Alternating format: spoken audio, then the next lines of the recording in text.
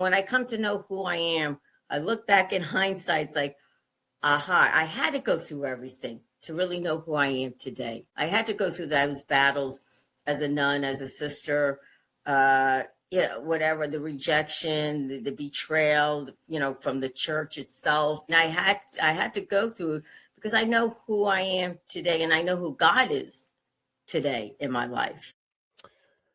Welcome, warriors. You don't hear stories like this very often. Today's episode is not about motivation quotes or surface level inspiration.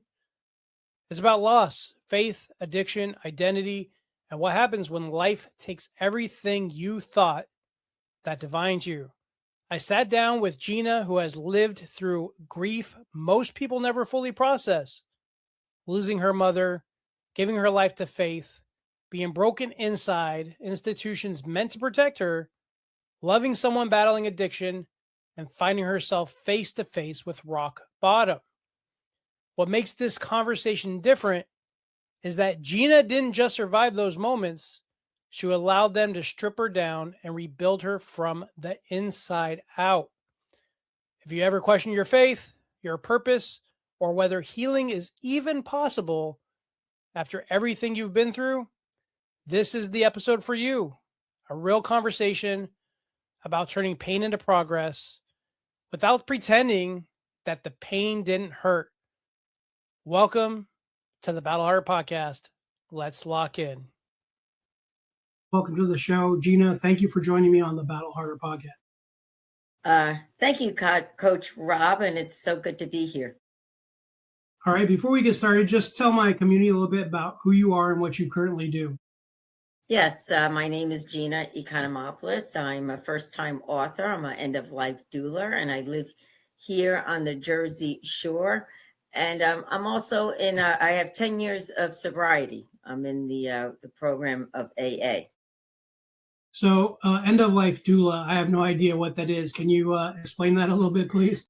Yes, end-of-life doula is a non-medical practice of where my service is being present to the dying and their families, helping them transition from this life to the next in a peaceful manner, and to be there just for the families in this challenging time of life, or the end of their life and their loved one's life.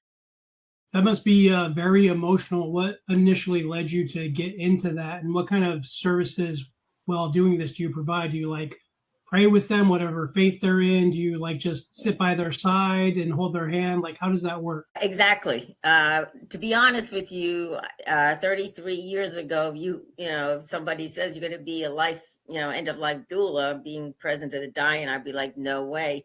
Because 33 years ago, my mother was diagnosed with cancer. I was a bartender at the time. I didn't have any faith, hope, or love in my life, but I had my mom, and she was my all. My dad and I took care of her, and I literally watched her die.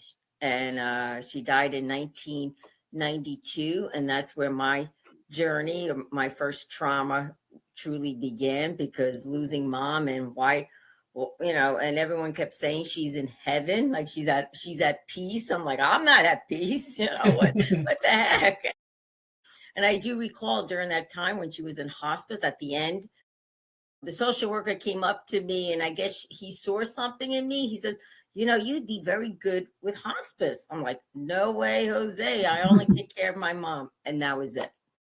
And I put that aside, and I went on my own spiritual journey, came back to my Catholic roots, and I had an aha moment. I had like a taste of heaven, where I'm like, oh my God, Mom, if this is where you're at, you're with God and Jesus.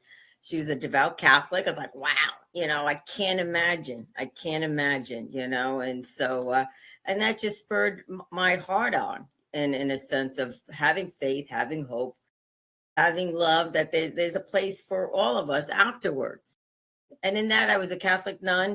Being a Catholic nun, I was present to a lot of those who died from all different kinds of faith and ages. And I didn't question it, but it was a gift to me that I just love being present. I love being present. And like you said, one of the service I did or do is praying if they want me to pray. And if they don't want me to pray with them, of course I could pray in my heart.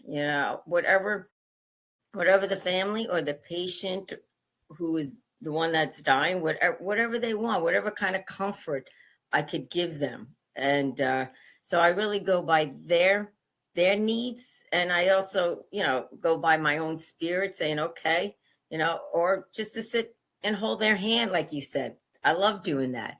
Saying maybe it's okay, or talking to them, or if they have questions, answering their questions to my best, to my ability. But knowing in my heart that they're going to a better place. But also knowing it is sad. It's, it is, it's healthy to be afraid, and because nobody knows the unknown. I mean, I certainly don't know the unknown, but yet in my heart, I believe I know where the unknown is, to be at a peaceful place, because that gives me peace. So I like to share that with those that are dying and with their families, saying, you're not alone. We're here. We love you. Whatever is needed at the time. So when you do that, like, are you attached to a particular, like, how does someone actually elect you for your services or find you? How does that work? Well, now, as being an end of life doula, I've been in the practice for the last 2 years, and it's like word of mouth. They may look me up, or a friend of a friend. One time I got in a call from a girl who says my boyfriend is dying, and we looked up your service. I mean, I believe it's all God behind it all, because yes, there is hospice out there, and they're very good. There are people out there that are present to the dying. I'm not part of a hospice team. I'm like, so that extra means that extra. And it's just, and some people will inquire my, what would I do, like my service, and this is what I would tell them. I'm not here to save them. I'm not here to give them medication. I'm just here to bring a peaceful presence to the situation.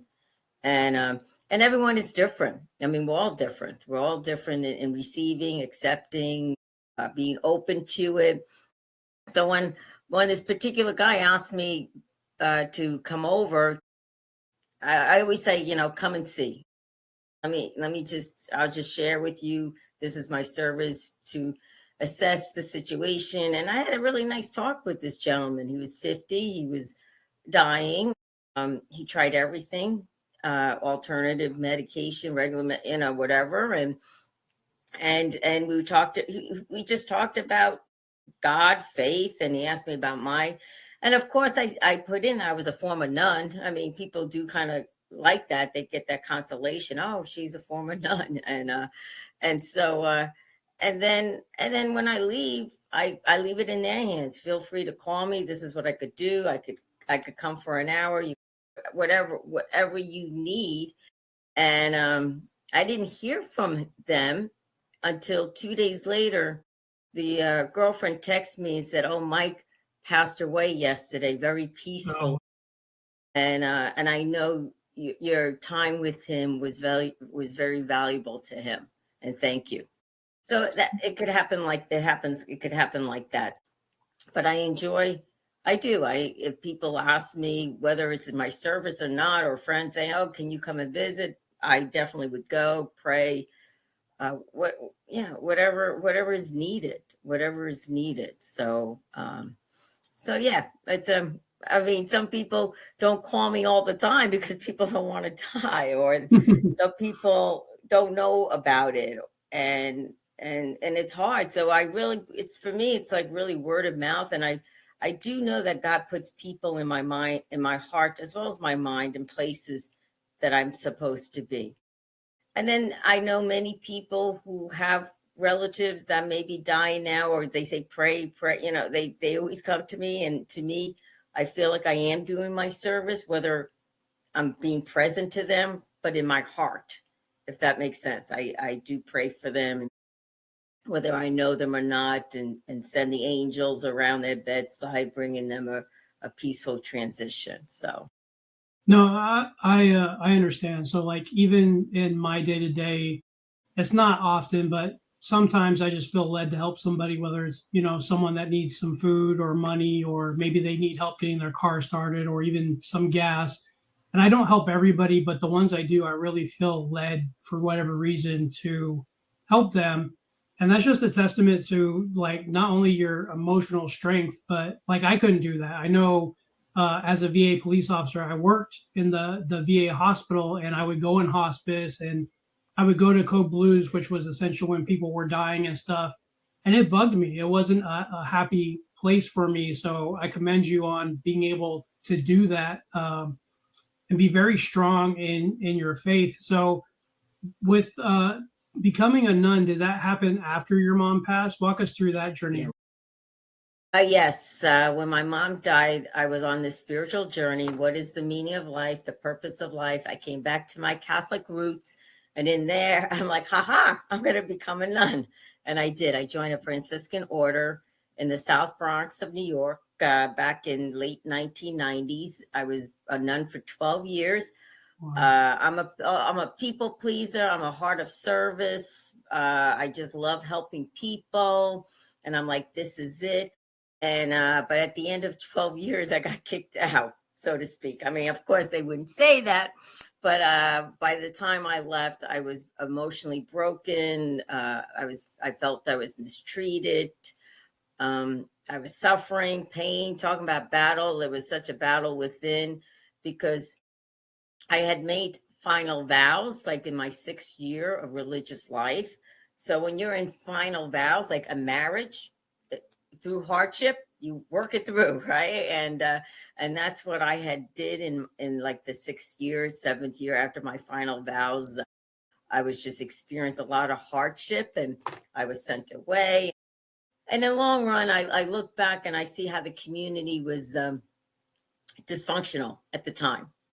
And I was dysfunctional at the time because I felt like, in hindsight, I would say my faith was very weak. I didn't know really who I was. I really didn't like myself because as a child, I formed this identity of insecurity with myself because I was always searching for that love. And here this is what I'm running to. This is what I'm thinking that's going to make me happy inside, or this is what the world is doing, so let me do it.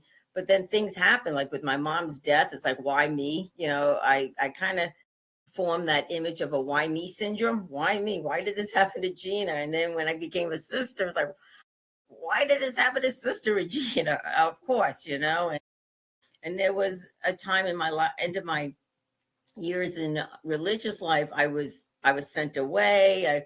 I was in a very dark place for a couple of years, and I was just like, at that point, I was so confused and everything. I wrote it in my book. It's all in my story. It's not like I could share more, but there's so much more to it. But yet in those 2 years of hardship, talking about a battle. But one thing I could say, and I honestly could say, Coach Rob, was that during that time, I was glad that it happened to me, not to anybody else.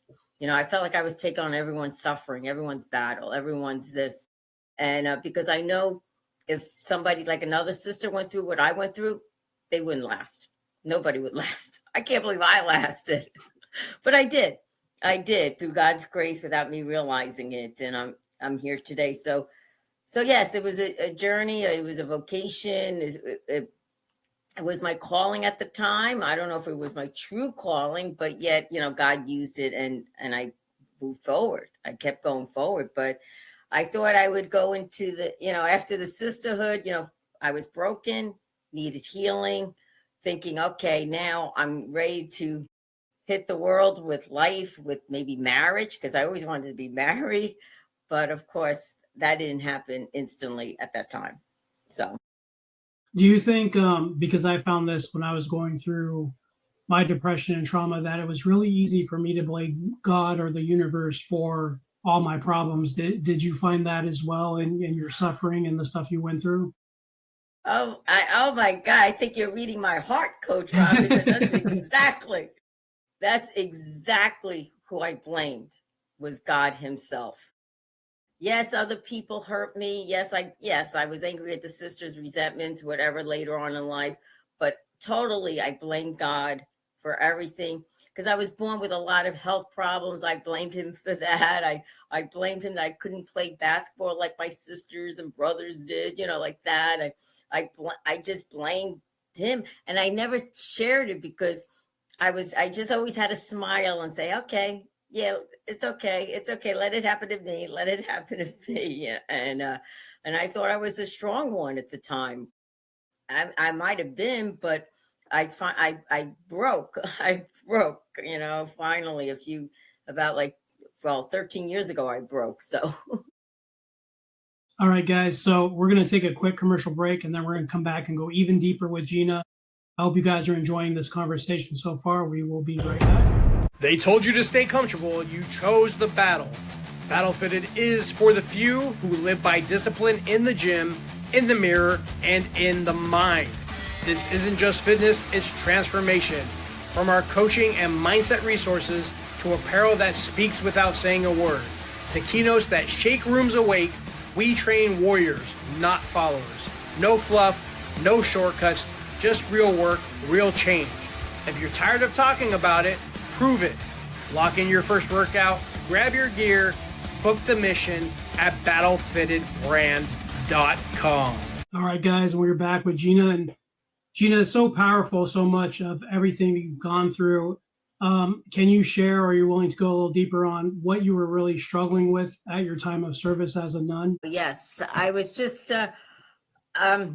I just felt like as a nun, the way I was mistreated. I was not like they were going in one direction and I wasn't going in that direction, so to speak. So I always got in trouble for no reason. I by the time I left the sisterhood, I was filled with fear. Like, what was I doing wrong? Now, mind you, Coach Rob, I was a very famous nun, a very famous sister.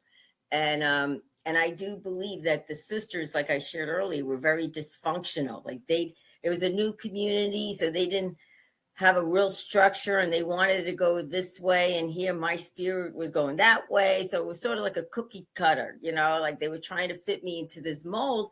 And I couldn't understand why they want me to be in this mold because it wasn't me. Because now, mind you, I'm trying to find out who Gina is. And I thought maybe being a nun, who Gina is.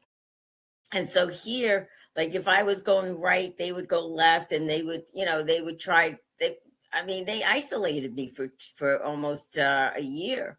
They sent me away. Yes. They're like, no, you need help. They're telling me I had the problem. And in hindsight, the one in charge, I felt that, like I said, that she was sick inside. Like they were full of fear. So I was, became the fear of me because I was a people pleaser. I didn't want anyone to get hurt. And here I'm trying to trying to bring peace to the community, to this. And meanwhile, like the last 2 years when I said I was sent away, it was like a hush hush thing. I was emotionally abused. By the time I left the community, not realizing it because I couldn't say that. I was ashamed of it because here people loved me. I thought I was going to be a nun forever. I made final vows, gave, vows of poverty, chastity, obedience to the church, to everybody. And I thought that was my life, but I was abused. I was emotionally abused. And then at the end, in the long run, like my spiritual director, who was a priest that kind of directed me that I would go and vent to or talk to, he said, your community wants you out. And then he also says your community crushed your personality, because I do have a personality. And here I was trying to be other people's personality. And so when it came down to it, like, yes, I was sent away, and then I came back and I was sent away again. And I came back, and at the same time, I'm being healed within myself. I'm finding a peace in myself. And I'm thinking, okay, this is it. This is it. But they didn't receive me. They didn't receive that I was being healed or that I was changing or anything. And so for many years, they kept saying, you belong here, because I really was struggling. Even beforehand, do I belong? Do I not? Because I felt like I didn't, but I didn't trust my insides. And they kept saying, no, you do belong here. I said, okay, they're speaking from God. So, okay, I'll keep going. I'll make that next step, that next formation, that next final vows, whatever it may be. Now, meanwhile, there are, people on the outside, lay people, saw what was going on, and they said, "You're in a sick community. What are you doing to yourself?" And I'm like, I didn't have anything in me. Like, I didn't have anything. I was not a whole person within me. And so, and then in the long run, after going away, coming back, going away, getting the work, first 4 months I was in a therapeutical place, talking to someone, love to talk to me, what's my problem? Come back, had a mind transformation, like, okay, I got to think positive, do positive things. And then I went away for a silent retreat between me and God. And I was there for 7 months in silence. So my heart Oh, wow. changed. I was like, oh my God, I'm at peace and this is it. I whatever. And so I come back to the community sharing my joy because I feel like I was kind of set free. I was set free at the time, like, yeah, but they didn't receive it. There was like, okay, do this, do this, do this. And I was like, okay. And then at the end, they said to me, "You don't belong here anymore." That was their last words to me. I was like, what? Here I'm trying. I don't know. I don't want to say I was ignorant, but I was just a person that just wanted to please everyone. And, why is this happening to me? Why is religious people doing this? And so by the time I left, I was totally crushed. I was broken. Was I angry with God at the time? Not really, no, because I'm like, okay, God, you have another plan. Okay, maybe it's not religious vocation. And when I left the sister, I didn't know who I was. Was I Sister Regina? Was I Gina? Was I this? Was I that? I didn't know who I was. And I went to go live with men and women with disabilities with Down syndrome, where it was such a perfect place of transition because it was a lot, healing. I was like a house mother to them. So I felt, they loved me for who I was. And I experienced that healing. And then after 2 years, I was like, okay, I'm not religious vocation. I did it once, that's it. And maybe I'll find a nice guy. I'll go on this journey. And I was in my 40s when this is all happening to me. By then I thought I would have kids and maybe grandkids. Who knows? But I didn't. Man, that's crazy. And do you think it's mainly because maybe, you had this big personality of who you thought you wanted to be or who you were going to become? And with, the Catholic Church, they're severely set in old ways. And here you are, a nun that you feel you have purpose. Maybe you can reach out to the people that, feel like you and act like you and talk like you. But here's the nunnery saying, no, you have to, not do this, not do that. And they're always constantly kind of berating you, which made you feel like you weren't accepted by the church. Yeah, there are many religious communities. I was in a very traditional community. There are many communities, and I can't speak for all of them because, there are good communities, solid communities with, they allow the sisters to be who they are. I know that. In my community, it was a small community when I came in. They didn't have any formation. It was full of fear. Other things were happening. And so, my community, I would say was at that time was dysfunctional. Today, I hope they're functional. They're a very well-known community because there's friars with it. It's a friar and a sister, and there were friars. To this day, I know that they have grown. I don't know if the sisters, because I'm not part of that anymore. I have reconciled to the fact that it is what it was. That's who they were. Yeah. And now it's not who I am. If I knew, today, the person I am today, if I was like this when I entered the community, I wouldn't have put up with all that stuff. So yes, I could blame the community, I could blame God, but myself, I did. I took a lot of, stuff that I didn't respect myself. I wouldn't put up with it because today I know who I am.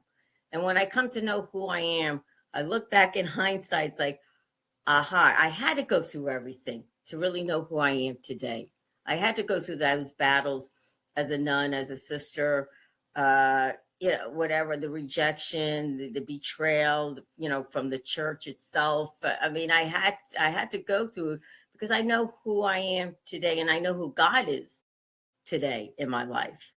So if anyone is struggling with the church, everyone struggles with the church. I still believe in the Catholic Church. That's my faith. I'll always be like that. Nothing that I'm against it. It's just my experience through it was hardship. But in the long run, I come to find out we're all human people. We're all human. We all fall short.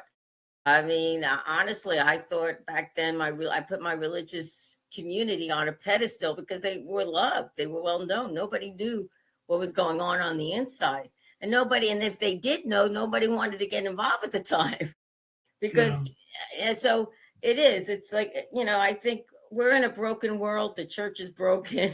We're all broken in so many ways. And we just got to keep persevering, taking that step forward. And if something does happen to us in the church, which things do happen, whatever faith denomination, that's something I believe for myself is to, reach out to your own God and talk to others and breathe and just see that, well, I mean, it's hard. It's so hard to get to a point of acceptance because we all think, the church, those in the church they can't do anything wrong, but they can. They can do things wrong. We all can.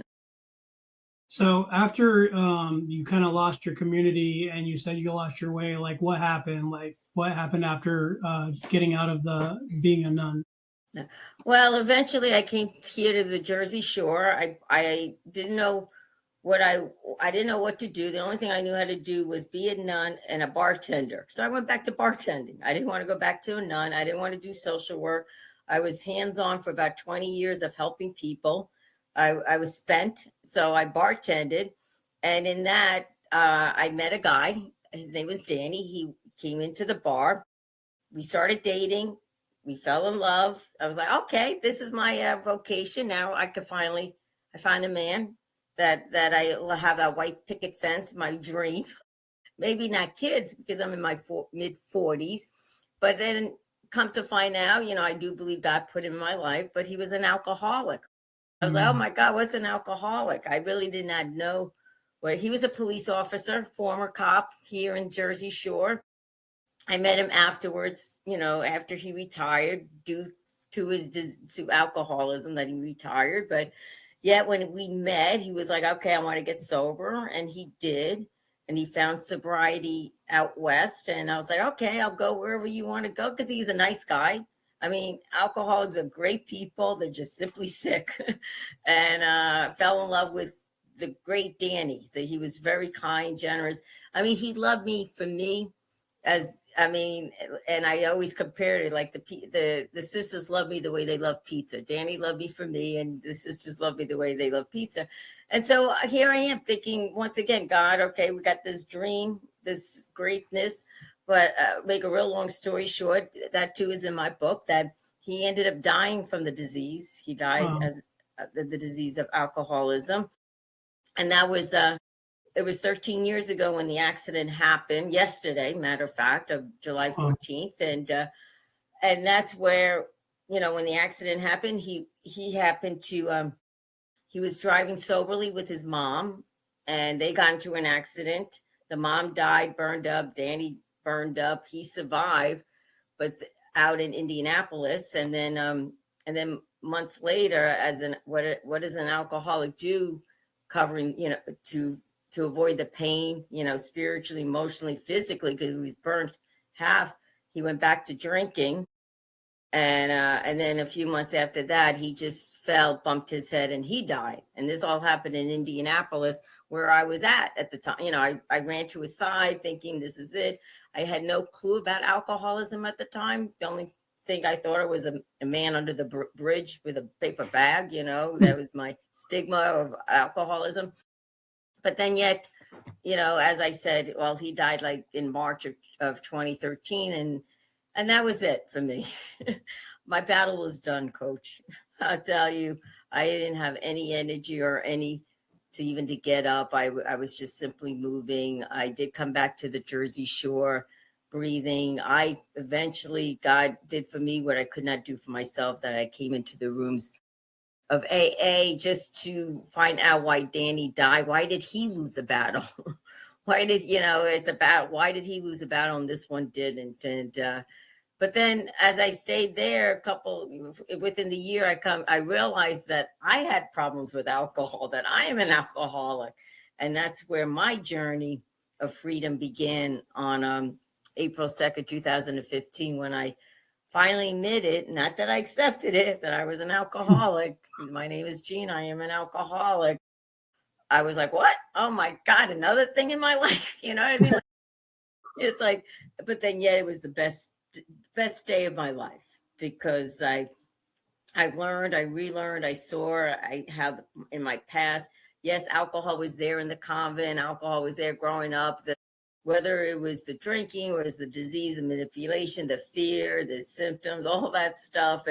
And then with Danny too. And I wanted, with all the pain that I was carrying, I drank it away with alcohol. Like even when I was a kid, insecurity.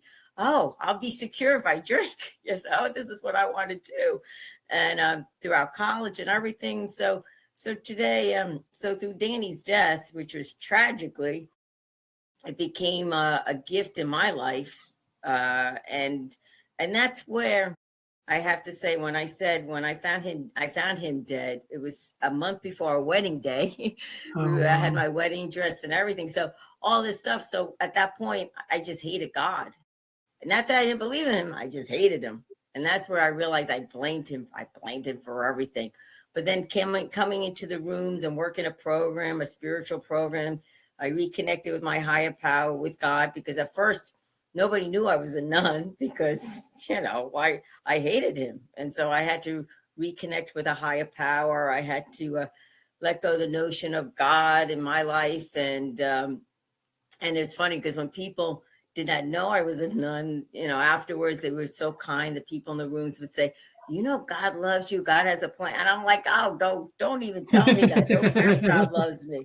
I married him. You know what I mean? I married him. I was, he's on the couch, with divorce. And now we're reconnected. So and that's a journey in itself. It was still a battle to really realize and think, can Gina Economopoulos, or Sister Regina, be an alcoholic? No way. No, I did, like this. Nobody knows, So, but yet, the battle is, and now I'm in victory, really, in a sense of freedom, and living a program, 12 steps for living with God, and doing what I can today to be the best version of myself. That's awesome. That's a very beautiful thing. I even remember for myself, times when I thought I was going to commit suicide or very depressed.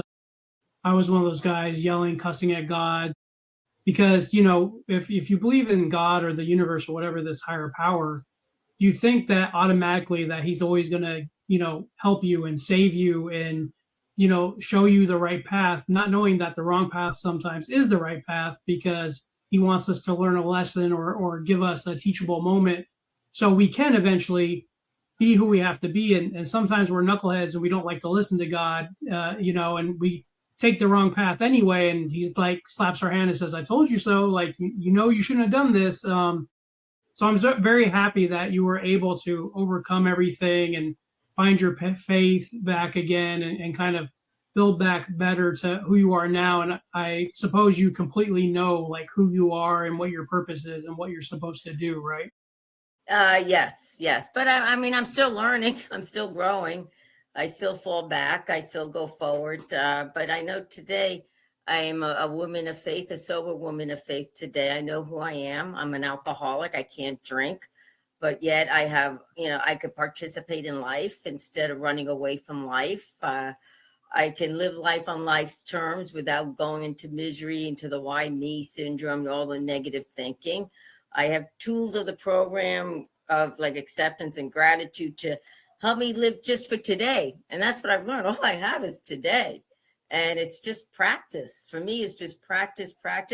And yes, and my purpose is to continue to live a sober life today. That's my purpose, because if I pick up, if I start picking up a drink, forget it. Life is over, misery comes in, and who knows, I'll be dead, because many people do die from this disease. It's a a disease of life and death, and it's a battle. And I don't blame people. Like, I don't blame Danny for dying from this disease, because I realize, or anyone, you hear so many people overdosing, battling, and they may have so many years of sobriety, they go out and they end up dying, and it is sad, it's tragic. But yet I always see that, well, that's God's story for them. That is God's story. God knows them. God knows their hearts, why they doing what they're doing. I don't. I don't take my sobriety for granted. I don't take my life for granted, because I really don't know what's going on in your heart or anyone's heart, of what their actions or no actions are.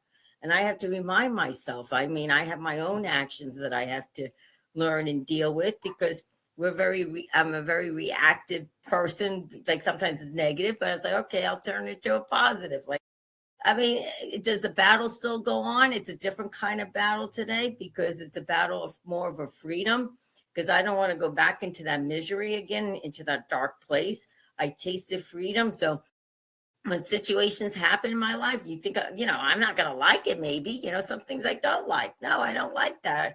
As we're getting older, health problems come in. I don't like that, But yet I got, the tools, and saying, okay, what can I do with this? What are my options? What's a healthy solution that I could live in?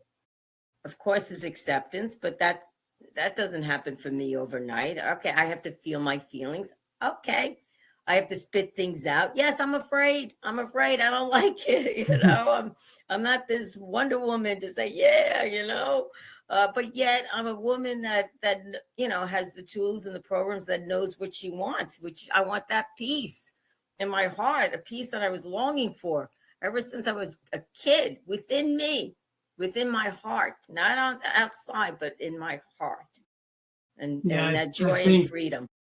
I think inner peace is, it doesn't matter how much money we make, how famous we are, how loved we are. If you don't have inner peace, you don't have nothing. And that's the biggest thing to be happy and be healthy. So before I ask you the last question of the show, what is the name of your book and where can they find it? It's called Shake the Dust Off Your Feet and Walk, and it's available on Amazon, as well as my website, GinaEcon.com. Awesome. And guys, when this show airs, all of that will be linked in the show notes as usual, so you can connect with Gina and find her book if you'd like to check it out. Gina, I always ask my guests this: what's your definition of turning pain into progress? Oh, what's my turning pain into progress is persevering, keep going through, just not give up, and know that you're not alone. That's how I turned my pain into progress. Just keep moving forward, one step forward, one day at a time. Keep breathing. Just keep breathing, and eventually that pain that we all carry on goes to progress. And I would always say, reach out to different resources, and as well as a higher power, the universe, like you said, or anything that's someone that is greater than ourselves. It's not Gina, it's not Coach Rob, it's not Johnny, it's somebody that's greater out there. And if we let that greater person in, whoever it is, into our lives, mind and soul, we'll find that pain will go into progress. I love that. And guys, my final thoughts is this: that if you have faith in anything, God, universe, whatever, and you've lost that faith, I want you to go back and listen to this episode, because Gina went through literally hell and back. From her entire life was a struggle, and she could have gave up probably at any time, and she didn't. She persevered. She told her story, put it out on paper. She healed. She has a good relationship with God now, and she's going to have a happy inner peace and probably purposeful life. And remember, inner peace is everything. It's more than we get stuck on. I have to have the big house. I have to have the nice car. I have to be able to go on vacations. It's about being comfortable in your own skin and knowing that deep within there's that soul, right? You have to lean into that soul that speaks to you, that God or that universe that speaks to you and says, hey, you can be better. You can do better. Don't give up. Don't quit. And Gina just showed us that she's very resilient. So Gina, thank you so much for joining me on the Battle Harder podcast. I look forward to seeing this video release, and more to come from your book. I hope you have a lot of success with that. Thank you, Coach Rob, and thank you for your service and for all those who are listening for their service, and whether police or in the military. I really appreciate it all, and you're all in my prayers. Not a problem. I tell everybody if I had to do it all over again, I would do it all over again. So, guys, this has been another episode of the Battle Harder podcast. And like I tell you every time, remember to always be fit for battle. You've just heard another real comeback story on the Battle Harder podcast, where we turn pain into progress and remind you that rock bottom is just the starting line. If today's message hit home, share it with someone who needs to hear it. You might just change their life. Subscribe, leave a review, and join the mission at battleharder.com. Until next time, stay disciplined, stay dangerous, and keep battling harder.